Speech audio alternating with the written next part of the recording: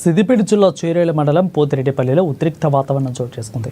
కత్తుల భాస్కర్ అనే రెడ్డి అనే యువకుడి పేరుతో సొలోచు చంద్రం అనే రైతు తన భూమిని అప్పు కింద రిజిస్ట్రేషన్ చేయించారు.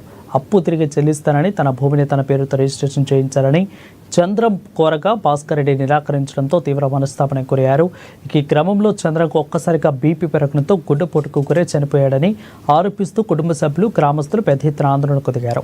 చంద్ర మృతదేహాన్ని భాస్కర్ రెడ్డి ఇంట్లో పెట్టి భూమిని తిరిగి రిజిస్ట్రేషన్ చేసి బాధిత కుటుంబానికి న్యాయం చేయాలని డిమాండ్ చేశారు.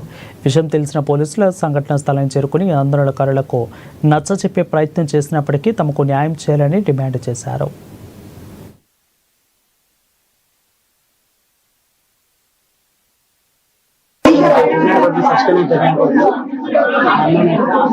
ఏ సంవత్సరం అప్పు 1 లక్ష రూపాయలకు ఇచ్చిండు.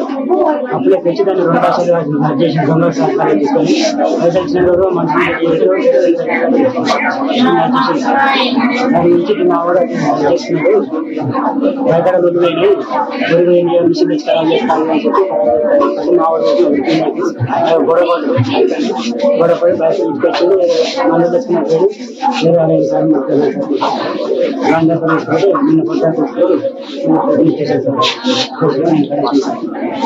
వేరే డెడ్ బాడీ మీకు ఏం న్యాయం కావాలి?